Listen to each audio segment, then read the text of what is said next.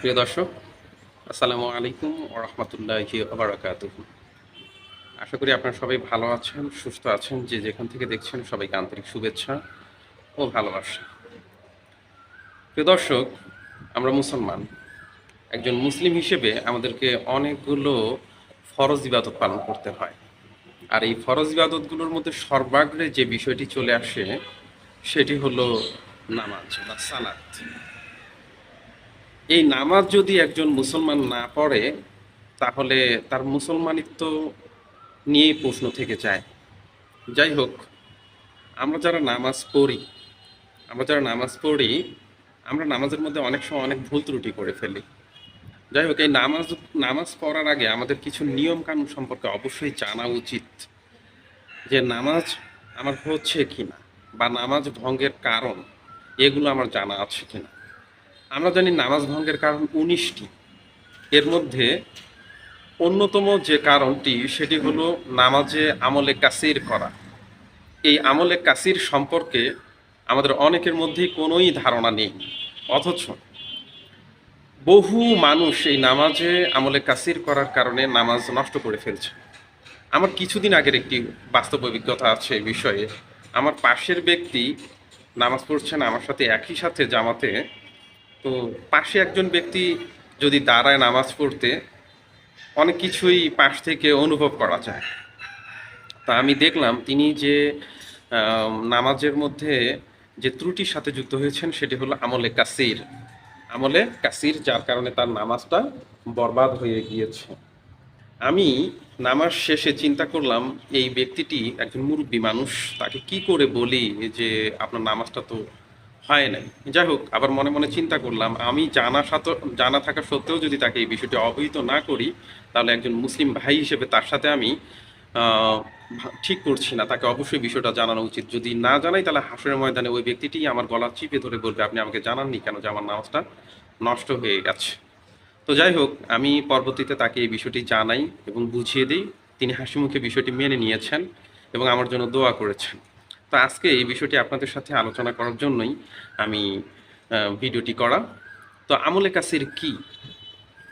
আমলে কাসির হলো আপনি নামাজ রত অবস্থায় যদি এমন কোনো কাজ করেন যে কাজটি নামাজের অংশ নয় এবং দূর থেকে কেউ আপনাকে দেখে মনে করে যে আপনি সম্ভবত নামাজের মধ্যে নেই, এই ধরনের কাজগুলোকে বলা হয় আমলে কাসির। তো এই কাজগুলো কেমন হতে পারে? যেমন আপনি নামাজে দাঁড়িয়েছেন, নামাজ পড়ছেন এবং এই অবস্থায় আপনি আপনি চোখ উঠিয়ে মসজিদের মধ্যে ফ্যানগুলো দেখতেছেন, কয়টা ফ্যান ঘুরতেছে, কয়টা ফ্যান বন্ধ হয়ে আছে, এইভাবে করে তাকাচ্ছেন, এদিক সেদিক তাকাচ্ছেন এবং যে কেউ দেখলে মনে করবে এই ব্যক্তিটা সম্ভবত নামাজের মধ্যে নেই। এবং এই অবস্থাটা যদি আপনি 3 তাসবিহ পরিমাণ সময় নিয়ে করতে থাকেন তাহলে আপনার নামাজ ভঙ্গ হয়ে যাবে। 3 তাসবিহ পরিমাণ বলতে কি বোঝায়? আমরা যদি একটা তাসবিহকে বলি সুবাহানা রবিয়াল আলা, এটা যদি সুবাহানা রবিয়াল আলা বলতে যে সময়টুকু লাগে, এইরকম 3বার বলতে যতটুকু সময় লাগে, এই সময় নিয়ে যদি আমরা নামাজের বাইরের এই ধরনের কাজগুলো করি, এটাকে বলা হয় আমলে কাসির। আর এই 3 তাসবিহ পরিমাণ হয়ে গেলে আপনার নামাজটা ভেঙে যাবে। আবার আমরা কি করি, কোনো জায়গায় চুলকাচ্ছি, তো আমরা এরকম করে চুলকাইতে আসি। এইভাবে করে যদি 3 তাসবিহ পরিমাণ সময় নিয়ে আপনি এই কাজটা করতে থাকেন তাহলে আপনার নামাজটা নষ্ট হয়ে যাবে। তো এইভাবে করে অনেকে দেখা যায় যে দুই হাত দুই হাত দিয়ে একবার এদিক চুলকাচ্ছে, একবার এদিক চুলকাচ্ছে, একবার এদিক চুলকাচ্ছে, এই করতেই আছে। এইভাবে করে ওই ব্যক্তি যদি 3 তাসবিহ পরিমাণ সময় নিয়ে এই কাজটা করতে থাকে তার নামাজটা ভেঙে যাবে। তো এগুলোকেই বলা হয়ে থাকে আমলে কাসির। তা আমরা আমলে কাসির করব না, আমাদের নামাজগুলোকে বরবাদ করে ফেলবো না। তাহলে প্রশ্ন হতে পারে, ভাই যদি আমার শরীর চুলকায় তাহলে আমি কি করতে পারি? ভাই, এটা আপনি করতে পারবেন। এটা করতে পারবেন কতটুকু সময় নিয়ে? 3 তাসবিহ পরিমাণ হওয়ার আগ পর্যন্ত সময়টুকু, এতটুকু সময় নিয়ে আপনি কোনো জায়গার মধ্যে চুলকাতে পারেন। যেমন এখানে চুলকাচ্ছে, সুবাহানা রবিয়াল আলা, এইটুকু কাজ করতে পারেন। অথবা সুবাহানা রবিয়াল আলা, সুবাহানা রবিয়াল আলা, এই 2বার বলার সময়টুকু, যতটুকু সময় ততটুকু সময় চুলকে আর চুলকাবেন না। এখন কথা হলো, এই বিষয়ে কি আমি কতবার করতে পারি? নামাজের আপনি যদি পুরো নামাজটাকে ভাগ করেন তাহলে নামাজে কয়েকটা রুকন আছে।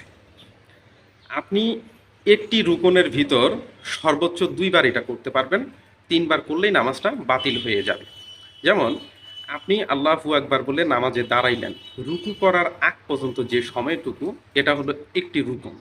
একটি রুকন, তাহলে রুকু করার আগ পর্যন্ত এই সময়টুকুর ভিতরে আপনি সর্বোচ্চ 2বার চুলকাতে পারেন। এবং সেটা আগেই বলে নিই, এই চুলকানোটা যেন 3 তাসবিহ পরিমাণ না হয়ে যায়। এইভাবে একটু চুলকাই দেন এক রুকনের ভিতরে, আবারও রুকু যাওয়ার আগ পর্যন্ত আরেকবার চুলকাইলেন। এই 2বারের অতিরিক্ত পারবেন না এক রুকনের ভিতরে। আবার আপনি রুকুতে গেলেন, রুকুটা একটা রুকন, এর ভিতরেও 1 থেকে 2বারের বেশি পারবেন না। সিজদায় গেলেন, সেখানেও একই বিষয়। তো সর্বক্ষেত্রে একই কথা, চুলকানোটা যেন 3 তাসবিহ পরিমাণ সময় নিয়ে না হয়। তো ফুকাহবিদরা এভাবে করেই তাদের মত প্রকাশ করেছেন। অনেকে আমরা নামাজরত অবস্থায় মোবাইল বেজে উঠে আমরা পকেট থেকে মোবাইল বের করে দেখি কে কল দিল, নামটা দেখি, তারপরে মোবাইলটা বন্ধ করি।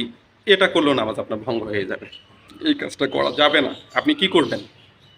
আপনার যদি মোবাইল বেজে উঠে, তাহলে আস্তে করে হাত দিয়ে পাশে থেকে চিপ দিবেন, পাশে যেন আওয়াজটা বন্ধ হয়ে যায়। আবার আপনি নামাজের মধ্যে মনোযোগ দিবেন।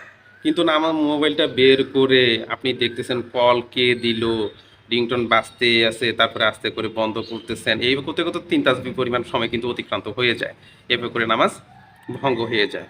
তাই ভাইয়েরা, নামাজের প্রতি আমরা গুরুত্ব দেই, নামাজ ভঙ্গের কারণগুলো সম্পর্কে সচেতন হই, তাহলে আমাদের নামাজগুলো আল্লাহর দরবারে আশা করি কবুল হয়ে যাবে। কিন্তু আমরা যদি নামাজের রুকন সম্পর্কে না জানি, আমরা নামাজ ভঙ্গের কারণ সম্পর্কে না জানি, আর এইভাবে করে নামাজ আদায় করতে থাকি, তাহলে আমাদের নামাজগুলো আল্লাহ তাআলাই জানেন কি হবে। তবে জেনে শুনে যদি আমরা এই কাজগুলো করতে থাকি, তাহলে নামাজগুলো আমাদের বরবাদ হয়ে যাবে। নামাজ ভঙ্গের কারণ, নামাজ মাকরুহ হওয়ার কারণ, নামাজ কবুলিয়তের শর্ত, এই বিষয়গুলো আমাদের জানা প্রয়োজন। তো আমলে কাসির এই বিষয় সম্পর্কে নিজে জানুন, পরিবারকে জানান, বন্ধু বান্ধবদের জানান, ভাই বোনদেরকে জানান, সমাজে সবার সাথে শেয়ার করুন, যাতে করে এই গুরুত্বপূর্ণ ইবাদত, আপনারা যে কষ্ট করে নামাজ পড়েন, এই নামাজটা আল্লাহ তাআলার কাছে কবুলযোগ্য হয়। আমলে কাসিরের মতো এই শর্তের মধ্যে আরোপিত হয়ে আমাদের যেন নামাজগুলো ভঙ্গ না হয়ে যায়। সাবধান থাকি এই বিষয়ে আমরা। তো প্রিয় দর্শক, ভালো থাকবেন, সুস্থ থাকবেন। আপনাদের জন্য দোয়া করি, আমার জন্য দোয়া করবেন। আসসালামু আলাইকুম ওয়া রাহমাতুল্লাহি ওয়া বারাকাতুহু।